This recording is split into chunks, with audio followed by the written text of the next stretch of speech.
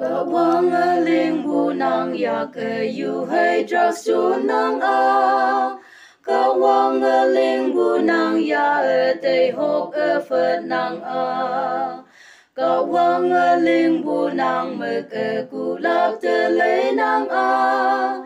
Ka wang a ling bu nang na e ye chai pe ngo nang a. Sa a lei e yi ke yung wan pa o ngo nang. Nang wo e ta sun ngo. Nang e meng chan ya. Nang e nu win fa la. Nang tui sâu lan ca ye nang sim pa mong meng ne tâm a. Nang ngau ca ye nang ei ha lan ya sa hậu tâm ca a. Nang e nye ya hu pu me e khung meng tâm ngo a. Nang tui me ye ling pu me nok sang tâm a.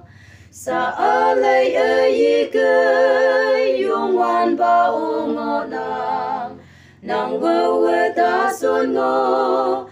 Nang e meng chan ya. Nang e nu win fa la. Nang e long nok ya nok te e ka wang pi win nang a. Sing yu ngin yu te chang e pu mai nok fe ya nang a. Tui ye ling pe cho ke nga e nok sa meng e ngo a. Ha te wa Yesu cha ka wang song te le pe yi ke.